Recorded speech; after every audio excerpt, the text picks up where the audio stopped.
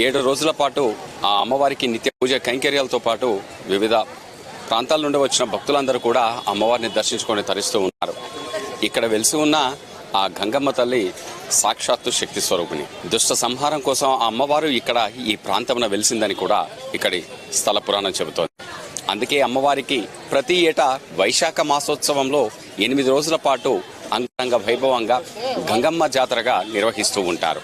అదే మాదిరిగా ఈ సంవత్సరం కూడా పెద్ద ఎత్తున ఆ అమ్మవారి ఉత్సవాలను ఎంతో వేడుకగా అంగరంగ వైభవంగా జరుపుతూ ఉన్నారు. 8 రోజుల పాటు జరిగే ఈ వేడుకకు వివిధ ప్రాంతాల నుండి భక్తులు వేలాదిగా లక్షలాదిగా తరలివచ్చి ఆ గంగమ్మ తల్లిని భక్తితో వేడుకుంటూ తమను చల్లంగా చూడమ్మా అని కూడా వేడుకుంటూ ఉంటారు. ఈ రోజు 7వ రోజులో భాగంగా ఆ అమ్మవారికి సప్పరాన్ని ఎంతో వైభవంగా నిర్వహించుతున్నారు. అమ్మవారి శక్తి స్వరూపిణి అయిన 12 రూపాలను ఇక్కడ వివిధ రథములపై కొలువు తీర్చి ఈ ఆలయ మాడవీధుల మీదుగా ఊరేగించి అమ్మవారికి సప్పరాన్ని జరుపుతూ ఉంటారు. ఇక్కడ మనం చూస్తూ ఉన్నాం తాతయ్యగుంట గంగమ్మ జాతర మహా ఉత్సవానికి వేదికైన ఈ ప్రాంతము మొత్తం కూడా ఆధ్యాత్మిక పరిమళంతో వెదజల్లుతోంది. ఎటు చూసినా భక్తుల కోలాహలంతో ఇక్కడ ఈ ప్రాంతమంతా కూడా ఆ గంగమ్మ తల్లి నామస్మరణతో మారిపోతూ ఉంది. అత్యంత వైభవంగా ఈ గంగమ్మ జాతరని నిర్వహిస్తున్నారు. భక్తజన సందోహం ఇక్కడ నెలకొంది.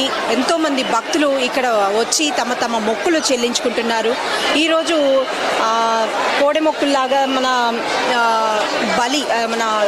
మేకలు కానీ కోళ్ళు కానీ ఇవి కూడా ఈ రోజున ప్రత్యేకంగా బలి ఇవ్వడం జరుగుతోంది.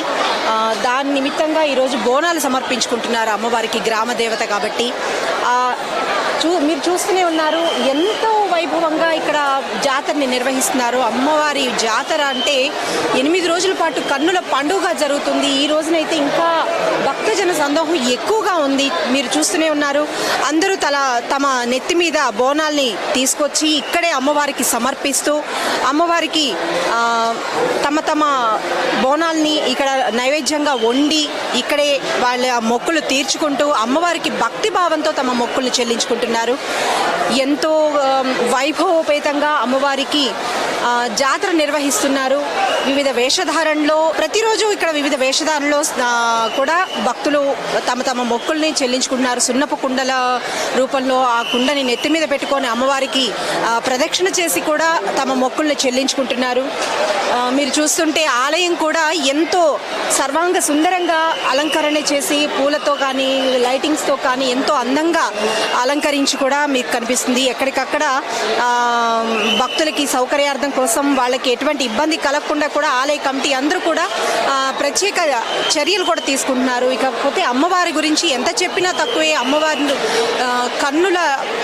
కన్నుల విందు చేసేలాగా ఆవిడ చక్కటి ముఖ వర్చస్సుతో కళకళలాడుతూ ఎంతో అందంగా ఆవిడ భక్తులకి ప్రత్యక్షంగా ఆవిడ తమ దీవెనలు అందిస్తూ కనిపిస్తున్నారు.